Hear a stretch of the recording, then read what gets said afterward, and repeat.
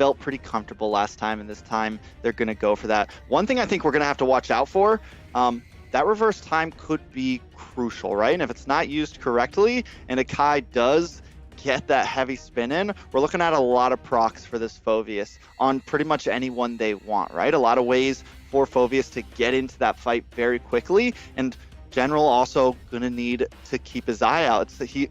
Towards the end game, AXP was on him. So once again, General's on another dashy marksman. Gonna need to be careful, because if he gets deleted once again like last time, it could be a lot of trouble for Gosu here. Yep, so that being said, I think he's fine. General should be okay. Could be the same story we're telling from game 1, because again, his Claude in game 1 did pretty good. But here on this 1-1, especially with rotations from Fleur, should be a little better. Again, just don't rest on your laurels. Keep it in. You get the kill. You got your hands on your opponent's neck. Just get at it. Yeah, so let's see how this goes as we jump into game 2. This is LEGACi up against Team Gosu in the lower bracket of NACT fall season. Only one team will stay in this bracket. Another will fall and leave today. Here we go. Another vertical side push, but look, so much pressure on Fleur. Yeah, they've been I mean, last time they were pretty on Fleur, able to... silver lining for Gosu there would be that it was Nash. I'm wondering what happened there. I wonder why Nash was a little too forward.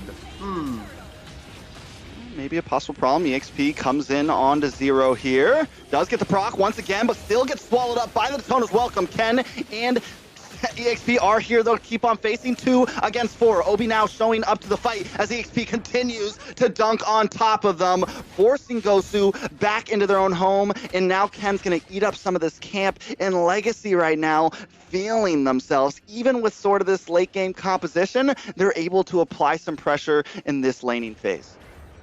Yep, it's the top 8 of NACT, but XP from LG making it look like it's All-Star Weekend already, with the slam dunks coming out 3 minutes in. So far, so good, because this is putting crack and they're homing in. Gosu, though, trying to find something in response, taking a tower in the mid game, so at least opening up the field for themselves a bit here. Trex, you're not wrong. We are approaching the mid game. This could be the last turtle coming up in about 20 seconds.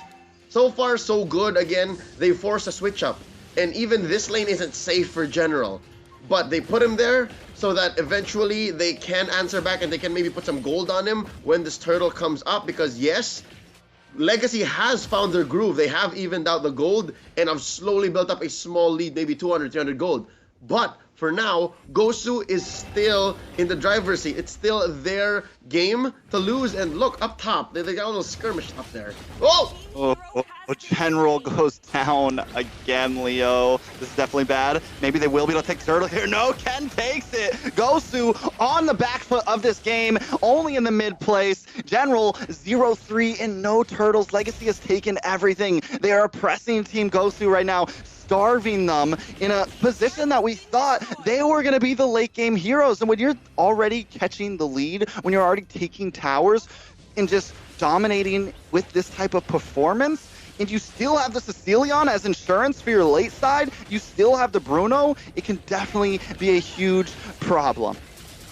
Yeah, every team fight that LEGACi wins, as we go later and later into this game, it's all the more inevitable. We may be seeing them at match point. General again! The Phoveus. This is bad. General's having a rough day right now, Leo. 0 and 4. Taking a look at the items. I mean, you can see the difference right now. Gold with almost 2,000 ahead of General. This is going to be a problem, Leo. Yeah. That's an understatement. That's the least of their problems, because it's come to the point where, again, yeah, 8 minutes. This is actually sooner than I expected. LEGACi is crossing the river and they are living in Gosu's jungle. Look at this. Not just General's gonna start having a bad day. Even Zero is gonna start getting deflated as his barats. Where does he find farm now? Possibly something. Yue goes down again. I don't know. Like, where do they find farm? They're in their jungle. It's gonna be hard for him to even get his passives up. It's gonna be hard for him to even, get to that bulky state to where he can be the Barats that you need to be for your team, right? And with him not even able to do that, they're just able to continuously get to General. I'm wondering if at this point General really just needs to stay with the team because they're catching him off regularly, right? They're catching him away and they're picking on that weak point right now. So I think they just need to enclose themselves and wait for the onslaught that is coming, wait for a crack in LEGACi's armor right now.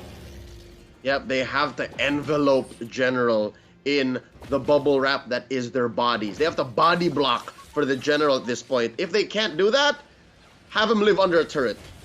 Base turret at best. I think that's what has to happen here for this 1-1, who just picked up the Demon Hunter sword. Should do well if he spots out Ken on the Akai, or maybe even Obi, but they've all built casual steel leg plates. Now turned into a dominance ice for Ken here. Man, LEGACi's eating so good. LEGACi is eating good. They are 4K ahead, almost 5K ahead now. Yeah, I mean, one thing for Gosu here I will say is Fleur. At least Fleur's gone 0 deaths. She's still a little bit behind, but she's got the Lightning Truncheon on, right? So we might see a bit more damage if she can find the position, right? And not only that, 0 as well. He was sitting at around 6K gold there, hasn't taken a death. So maybe there's some pickup there. The main thing is Yue continues to get deleted, just like what we saw there. And that's the sacrifice you take by picking up that, support roam, especially when you're dying early on. You have no way to be bulky and you're trying to be in the front side, trying to make peel for your team, but you're taken down too fast. Now Lord is coming up onto this bottom inhibitor. He's going to be able to make it in. Not to mention, middle inhibitor will go down as well as Zero and JC try to fend off on the bot side. Lord brought down about 50%, but Ken comes in. A nice heavy spin onto Zero there. Zero goes down. The shutdown for LG Gold there. Make it a mega, make it a double. They're on the base. Gosu in a bad place. The base may go down here. They have the minions, and they're going to take this game. Game 2 goes to LEGACi. And in much faster fashion than in Game 1. Game 1 was a clear comeback. Game 2, all they needed was a switch. All they needed was to figure out that they were ahead at 6 or 7 minutes, and they made this late game-centric lineup look like it was coming in quick. Like, I don't even know where they found that. Also, again, I noted how Nash was a little careless with the Sicilian, but that didn't even matter. I could have thought he was playing somewhat like a Kagura or something. It's like his Lilia didn't even leave.